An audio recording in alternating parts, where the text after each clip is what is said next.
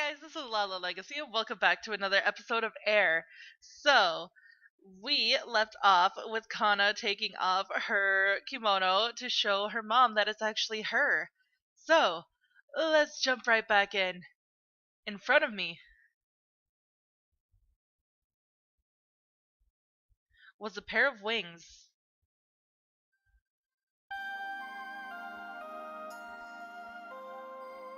Oh shit. That's so pretty! Kanna had lowered her clothes. She was exposing her body without the slightest of reservation. Her lips were pursed.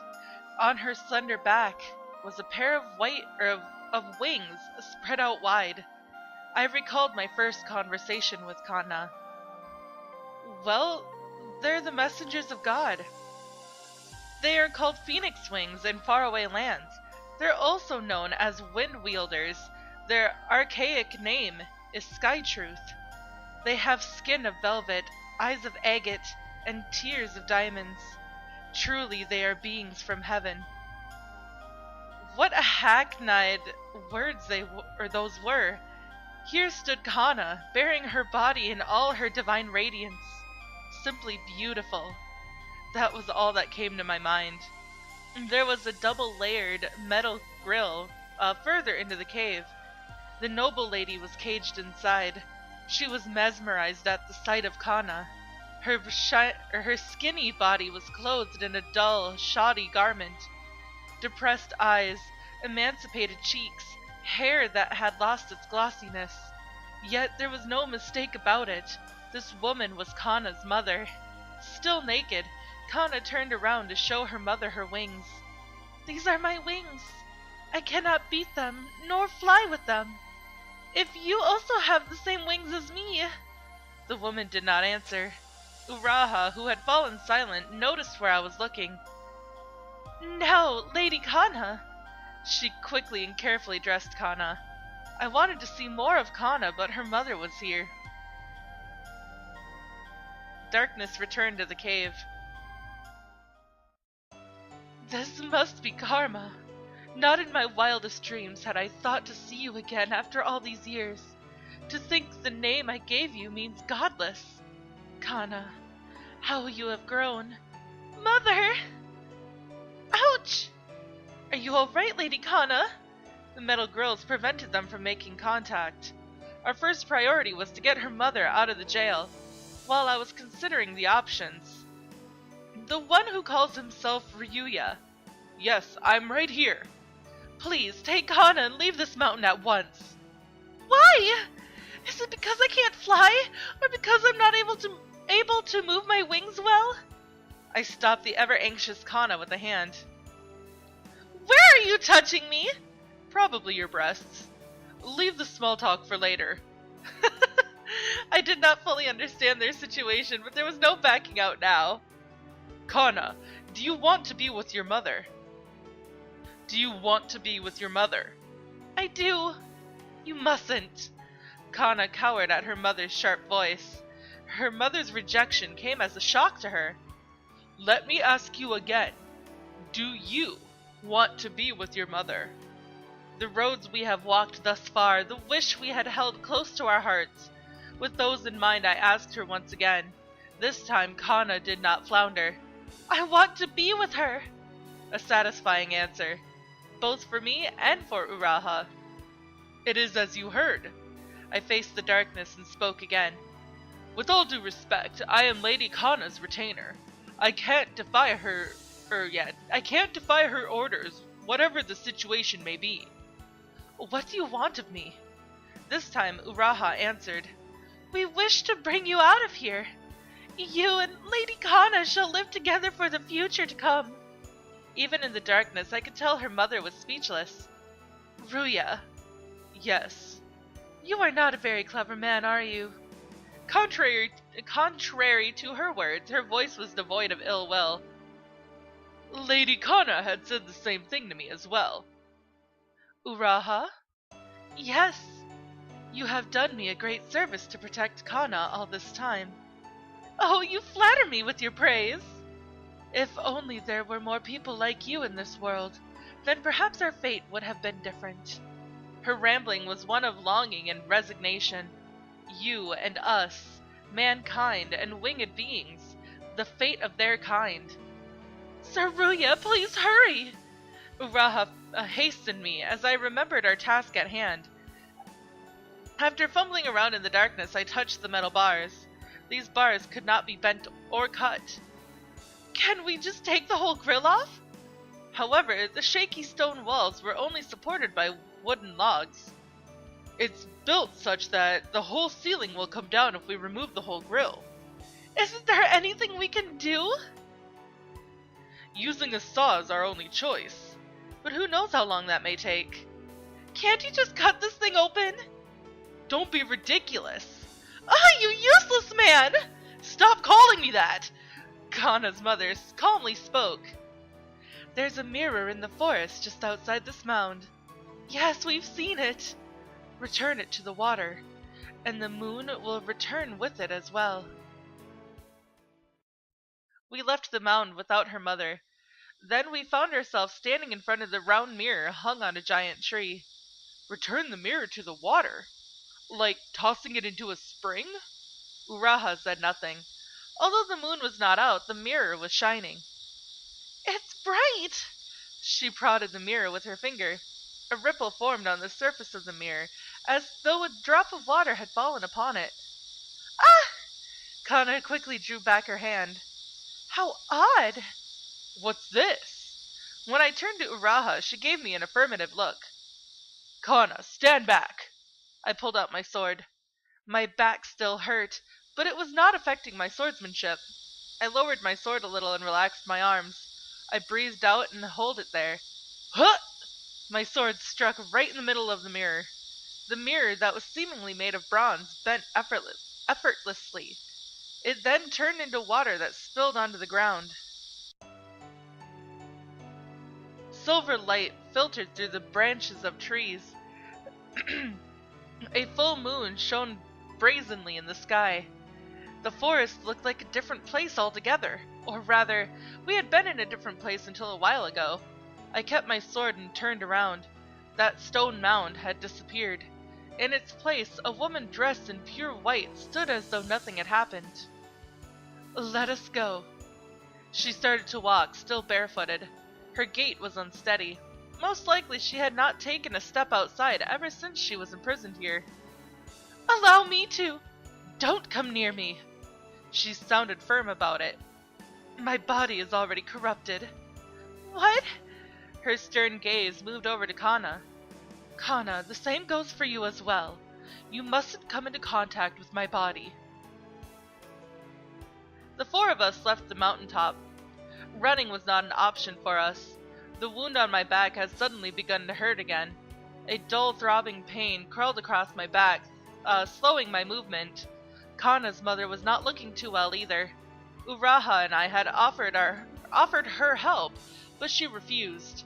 Kanna remained silent. She looked more helpless than what she was still alone at the shrine. However, perhaps her mother would open up to Kanna after we escaped from this place. They would be able to talk to their heart's content, so I thought. The vegetation thickened and we descended. The light from the moon was becoming sparser. Her mother tripped over a root. She teetered a few steps before falling to her knees. Or she teetered. Sorry, not tethered. Mother! Don't come any closer. She got up by herself and resumed walking. Kanna bit her lip and trailed behind her mother. Forgive me for what I'm about to say. Uraha prostrated before Kanna's mother, stopping her in her path. Please allow Lady Kanna to hold your hand. Forceful words that should not be used in the presence of a noble. But Kanna's mother remained expressionless. I've told you that I cannot do that. I understand you have your reasons, but still.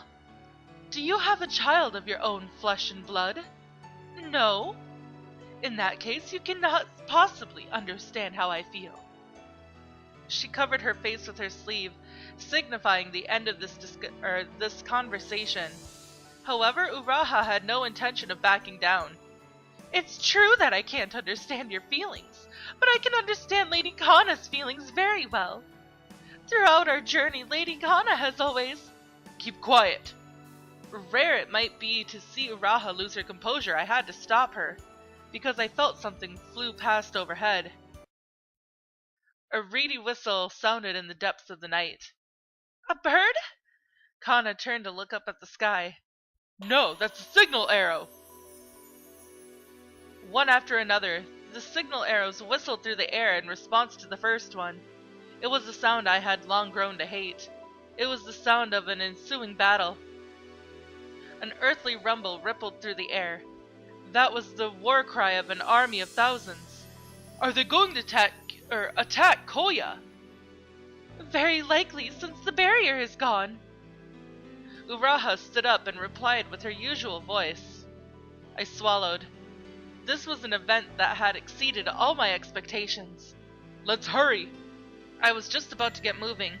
The noble lady raised her hand, and pointed at the forest in the opposite direction.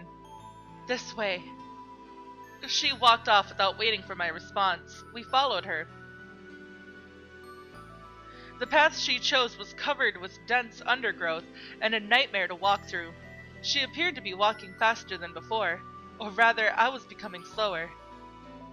Saruya, you're looking rather pale, Uraha whispered to me, but I was in no condition to answer her.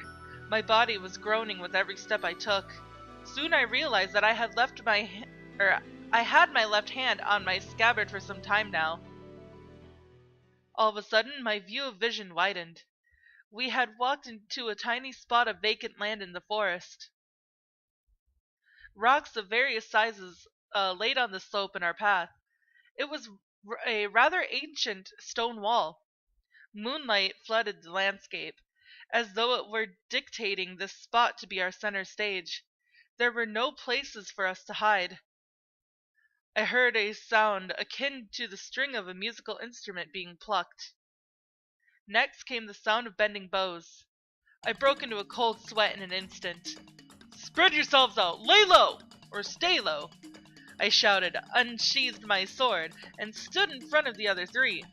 Uraha pressed Kanna onto the ground and did the same herself.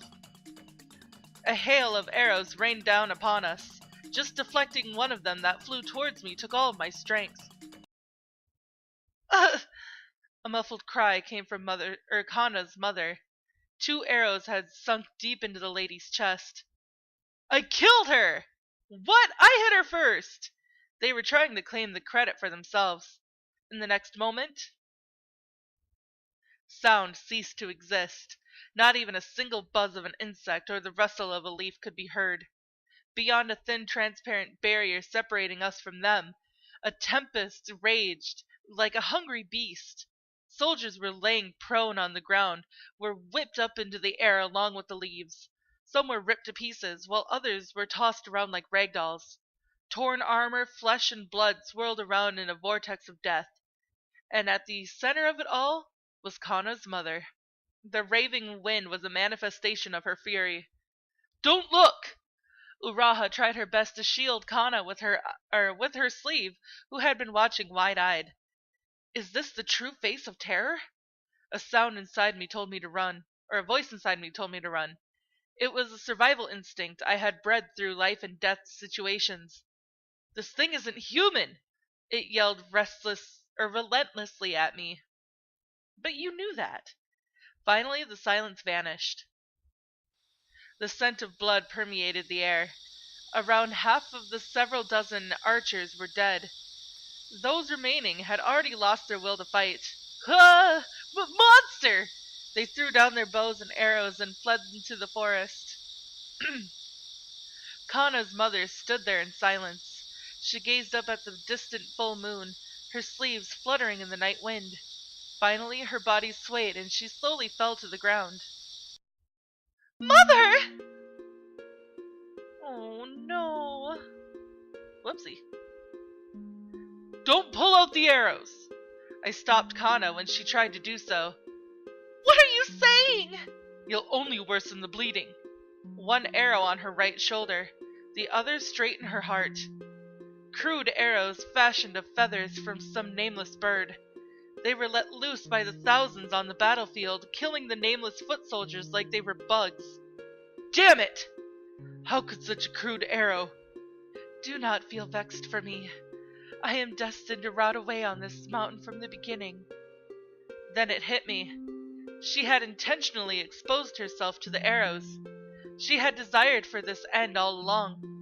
Mother! You mustn't touch me.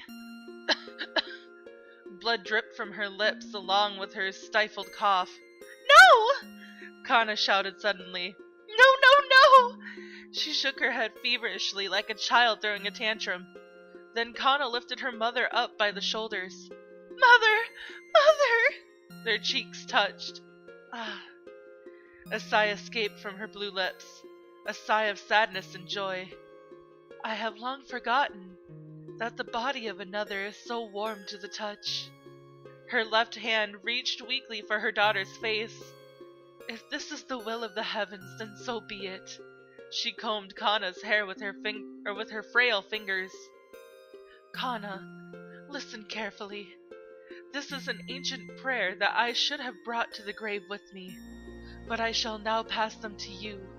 Wind circled around her body. Looking into Kanna's eyes, she began to recite a song.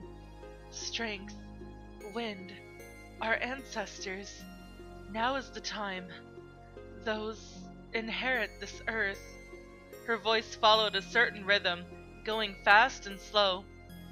Tenfold, eternity, such is befitting.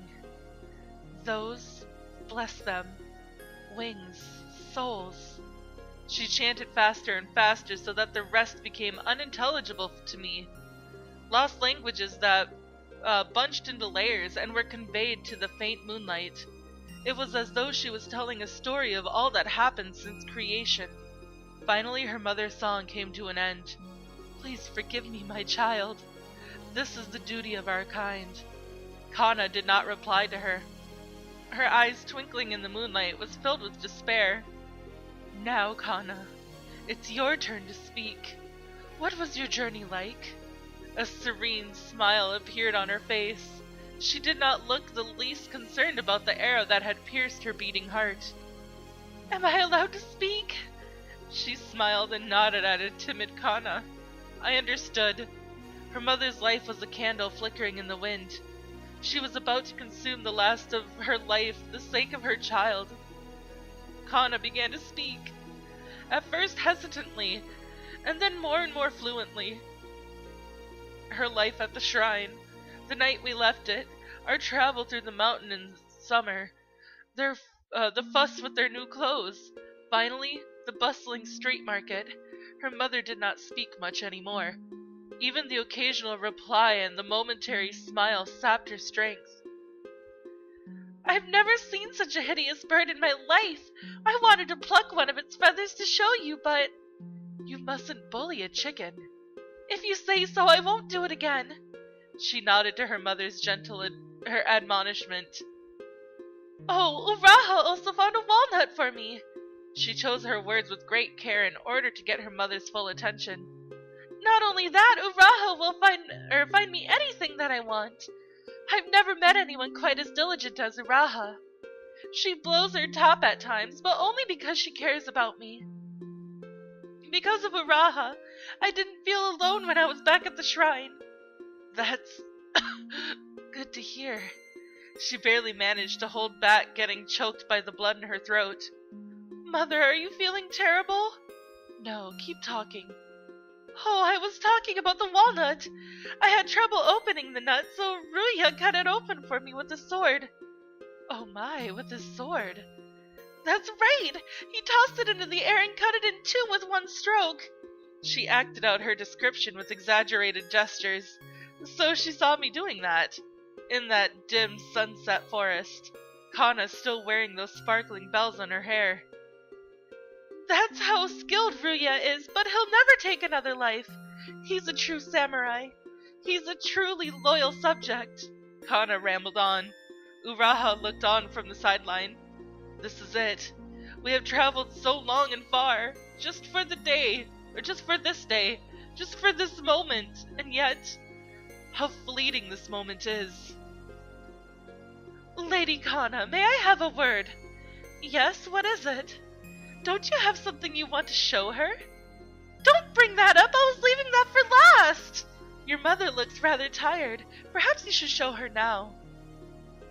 But that is all the time that I have for this episode, guys. Oh gosh, I'm already crying, and I know that the next video of this, I am gonna be crying so much harder. So, if you liked this video, please give it a big thumbs up down below, and if you haven't already, subscribe. By subscribing, you're becoming part of a legacy. I love you guys so much, and I will see you in the next video. Bye-bye!